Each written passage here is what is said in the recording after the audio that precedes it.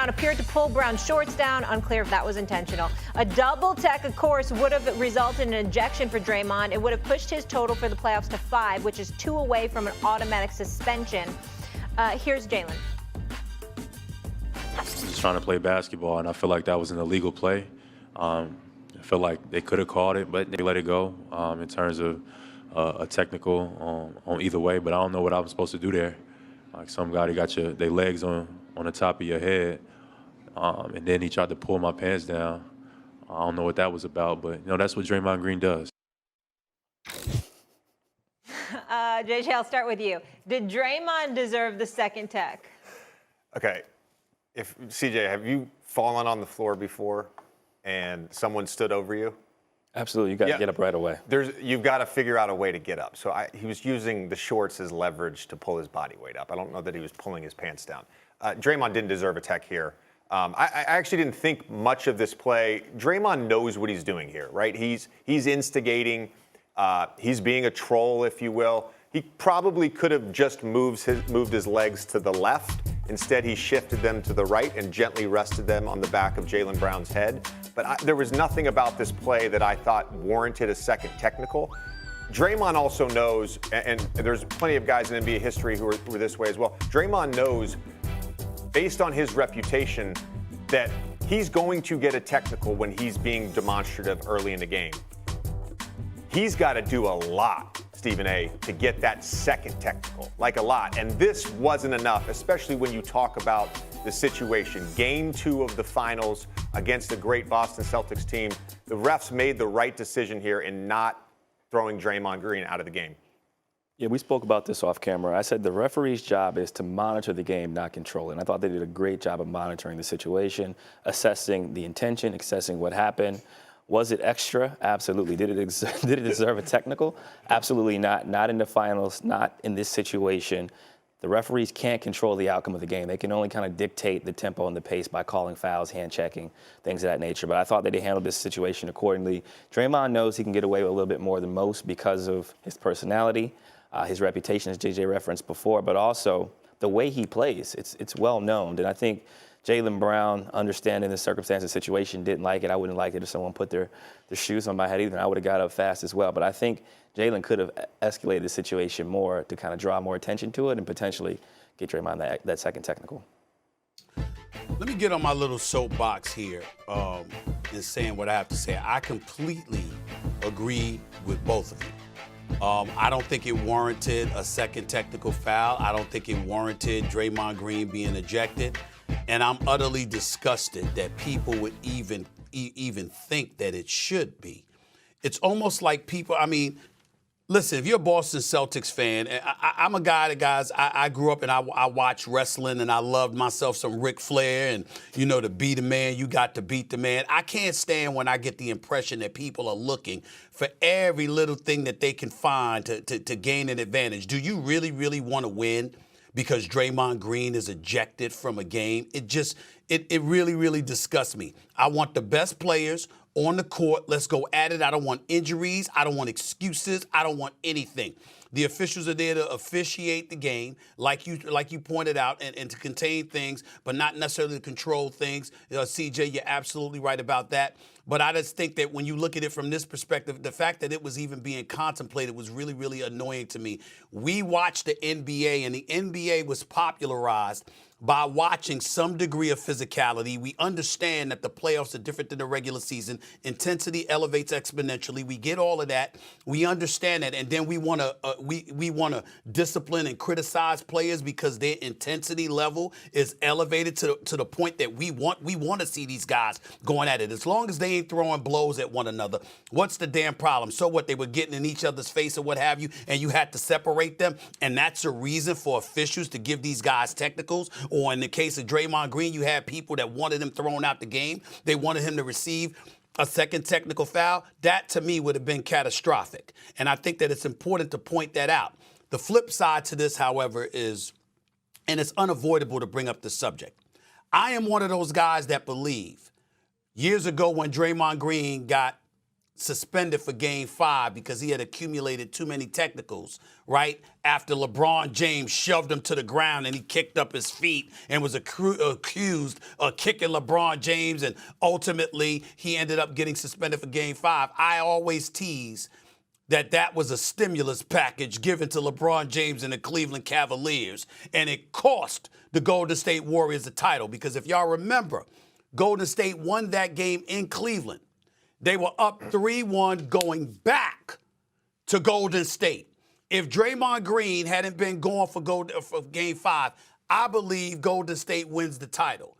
Draymond is out that game. Andrew Bogut gets hurt that game. Andre Iguodala gets hurt that game. Neither are the same for the rest of the series. And as a result, LeBron James and Cleveland came back.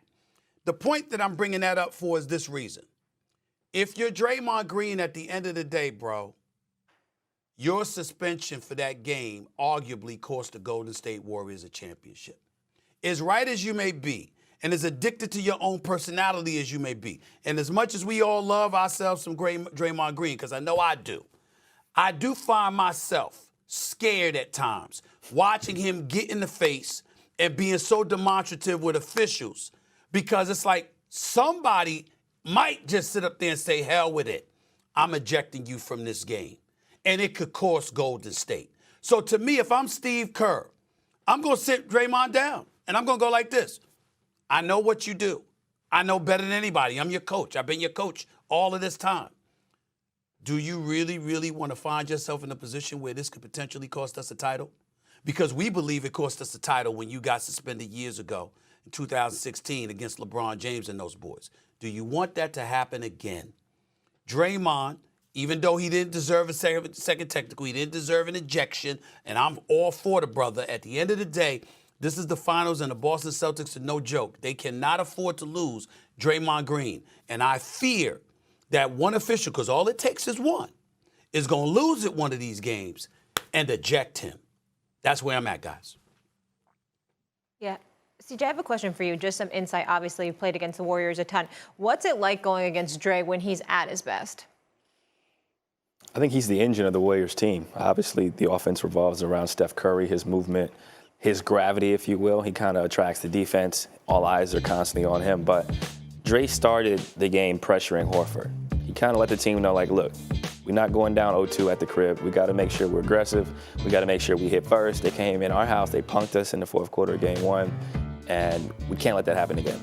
Offensively, he rebounds. He initiates the offense. If he sees a non-shooter, he's telling the non-shooter, you got to cut through. He's a screener. He's a guy who almost refuses to shoot at times, and he's joked about it on multiple podcasts saying, why would I shoot when I have the best shooter of all time? Even if he's kind of open, it's going in. If he's partly contested, it's going in. I think he's the one that makes them go offensively and defensively. He was lazy in game 1. He admitted it. He wasn't closing out. He was giving Horford open shots. He was not there on rotations. He wasn't hitting the pocket on his rolls. He wasn't getting the ball to the weak side.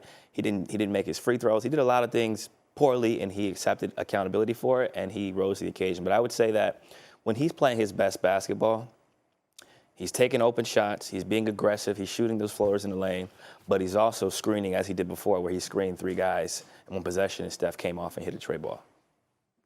When we think about basketball players and like a toolkit, you know, the skill sets that you put in your toolkit, CJ McCollum, right? He's got a hezzy dribble, he's got his crossover, he's got his mid-range jumper, his step back 3. Like, he gets ready for a game. He's putting all those things in his toolkit and going to work that way. When Draymond does it, it's a very different toolkit. It's a very different toolkit. And part of that skill set is that passion and that intensity. And for him to be great, and to Molly's question, for him to be great, he has to be this way. There's no other way. There's no other way, Stephen. I want to ask you. No other way. Now, I'm not debating. I'm asking. You guys play. I'm asking y'all this. I'm just asking questions here. Do you not fear that a referee, particularly in the way today's game is officiated, would be of the mentality, we don't care about any of that. Our job is to call the game the way we're instructed to call the game, and we're not going to take those very things that you just highlighted, JJ, into account and that one of them could ultimately boot Draymond Green from a game. Are you not fearful of that? No, listen, it's a very valid question. It's a valid point you brought up, and you're right, because all it takes is one referee in the moment, right? A split-second decision to blow his whistle and give him a second technical. My point is, this is who Draymond is, and this is what he does. He goes into a game, and he's constantly towing that line. And for whatever reason, whether it's wrong or right, I'm not going to judge based on that, or I'm not going to make a judgment call on that. When he gets that first technical, he amplifies it. That intensity, that passion, that being demonstrative with the officials, it goes up another notch, and he's constantly testing. He's testing the officials. He's testing the other team. That's part of the personality. That's part of playing against Draymond. It's the Draymond Green experience. It's just part of it.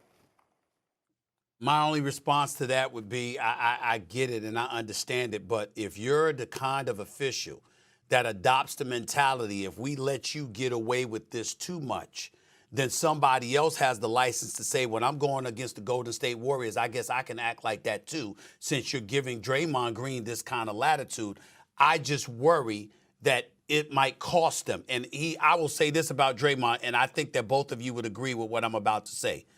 Boy, is he lucky that Joey Crawford and Steve Javie are no longer officiating NBA games. I think he's very, very, very lucky in that regard. To that, CJ, you say what?